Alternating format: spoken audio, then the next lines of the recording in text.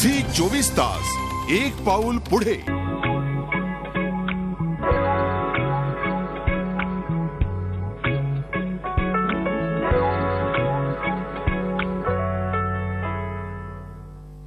मला या चर्चाचं किंवा परिसंवादाचं सूत्रसंचालन करायला सांगण्यात आलं तेव्हा मला सगळ्यात जास्त आनंद या गोष्टीचा झाला की 30 वर्ष काम करणाऱ्या सुमित्रा भावे आणि आता तिचा पहिला सिनेमा दिग्दर्शित करणारी क्रांती रेडकर हा एवढा मोठा काल आपल्या डोळ्यासमोर आहे.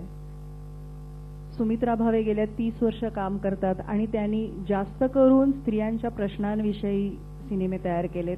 मृणालचा आजच पहिला सिनेमा झाला. पल्लवीने अजून दिग्दर्शन केलं नसलं तरी ती निर्माती आहे आणि बाल कलाकार म्हणून आपल्या सगळ्यांना माहिती आहे. क्रांती रेडकरची जरी कोंबडी पळाली म्हणून आयटम गर्ल म्हणून सगळ्यांना माहित असली तरी तिने आता एक प्रेमकथा डायरेक्ट केली आहे. त्यामुळे हा इतक्या विविध प्रकारचं काम करणाऱ्या बायकांमध्ये बसायचं त्यामुळे थोडासा कॉम्प्लेक्स आलाय मला. तर मी ऍक्च्युली सुमित्रा भाव्यांपासून सुरुवात करते की तुम्ही 30 वर्ष गेली जे काम करता आणि हा जो आजचा विषय आहे की पुरुष प्रधान व्यवसायात आम्ही साऱ्या जणी, तर त्या काळात कदाचित पुरुष प्रधान संस्कृती आणखीनच जास्त प्रज्वलित किंवा बायकांना बाहेर पडायला कमी परवानगी आणि या व्यवसायात बायका कमी होत्या, दिग्दर्शक तर कमीच होत्या. तर तेव्हा तुम्हाला काही प्रश्न आले, काही अडचणी आल्या ज्या आणि आजही त्या आहेत किंवा आज आता त्या नाही आहेत असं तुम्हाला वाटतं? अगदी नेमकी वर्ष सांगायची झाली तर 29-30 नाही 84 साली पहिली फिल्म बनवली आणि ती यासाठीच बनवली की असं वाटत होतं की बहुतेक सगळ्या फिल्म्स या पुरुष बनवतात आणि पुरुषांसाठी बनवतात. त्यातला जो आशय असतो तो पुरुषी आशय असतो. आपल्याला बाईच्या मनात नेमकं काय चाललेलं आहे ते त्या पुरुषांना कळतच असं नाही असं सारखं चित्रपट बघताना वाटायचं.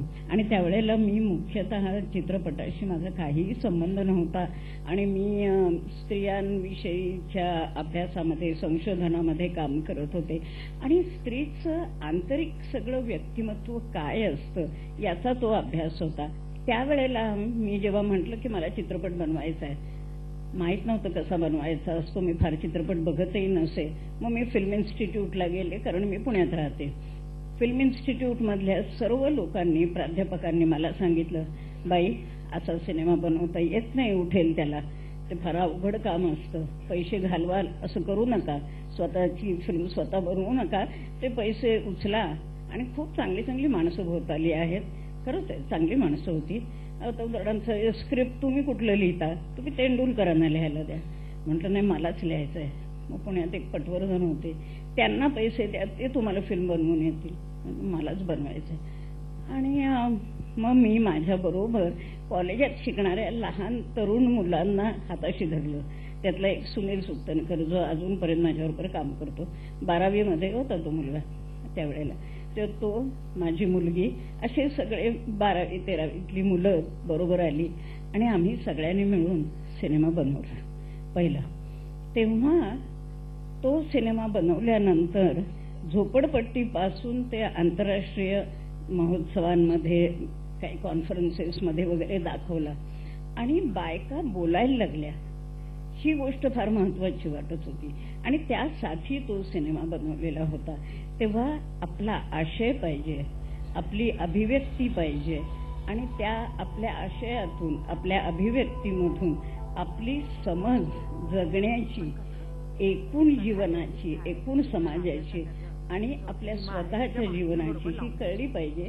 यासाठी सिनेमा बनवायचा. स्वतः पुरुषप्रधान संस्कृती असं मानते की हा व्यवसाय पुरुषांचा आहे, ते टायटलच तसं सांगते.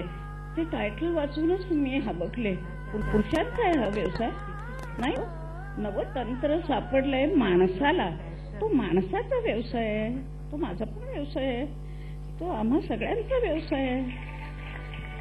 तेव्हा पुरुषप्रधान संस्कृतीमध्ये काम करत असताना कदाचित एक गोष्ट होते ज्याच्याबद्दल माझी बिलकुल तक्रार नाहीये, ते म्हणजे तुम्हाला सो कॉल्ड अडचणी येत राहतात वेगवेगळ्या प्रकारच्या. मी नेहमी स्वतःला असं म्हणते की मला जर वेगळं जगायचं असेल, वेगळं माणूस म्हणून वेगळ्या दृष्टीने जगाकडे पाहायचं असेल, तर त्याची किंमत वेगळेपणाची ही जास्तच असणार. ते स्वस्त जगणं नाही, ते महाग आहे. मग त्याची किंमत जास्त द्यायला पाहिजे. मी तयार आहे ती किंमत द्यायला. पल्लवी, तू बाल कलाकार म्हणून काम केलंस, मग तू कमर्शियल चित्रपटांमधनं काम केलंस, तू आर्ट फिल्म्स मधनं काम केलंस, त्रिशाग्नी सारख्या सिनेमात काम केलंस आणि एक टेलिव्हिजन सिरियलची निर्माती झालीस. तर या सगळ्या प्रवासात कुठेही तुला असं जाणवलं की अरे मी एक मुलगी आहे किंवा मी एक बाई आहे म्हणून माझ्याकडे वेगळ्या प्रकारे बघितलं जातं, माझ्या कामात अडचणी निर्माण होऊ शकतात? मी जेव्हा काम सुरू केलं 1970s मध्ये, तेव्हा निवडक बायका दिग्दर्शिका म्हणून होत्या, पण जी नावं होती ती खूप मोठी नावं होती. विजया मेहता, सई परांजपे, अपर्णा सेन.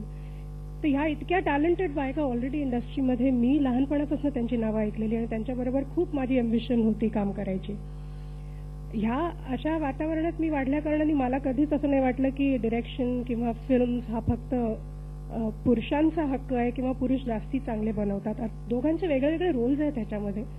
ती स्त्री असो किंवा पुरुष असो, तुम्ही जे काम करतात त्या चित्रपटामध्ये त्या कामामध्ये काही कमी जास्त होतच नाही, तुम्हाला तेवढंच द्यावं लागतं. पॉइंट्स ऑफ व्ह्यू दोन वेगळे येऊ शकतात. म्हणजे आज मृणाल जे डिरेक्ट करेल किंवा चंद्रकांत कुलकर्णी जे डिरेक्ट करतील, दोघांचे आपापले पर्स्पेक्टिव्ह आहेत, ते आपापल्या पद्धतीने ते मांडतील.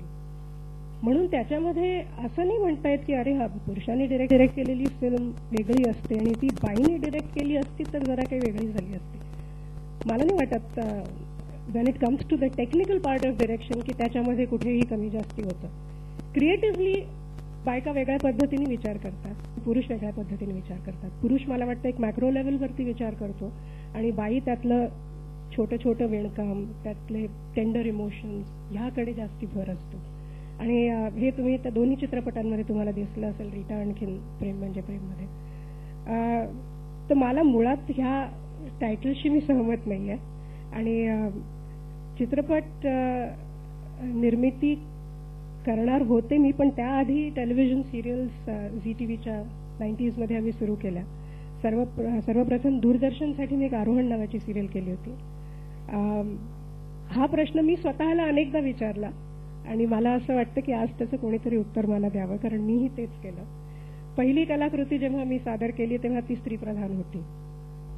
तर आता प्रत्येक बायका असं का करतात हे मला खरंच स्त्रियांकडनं जाणून घ्यायचंय.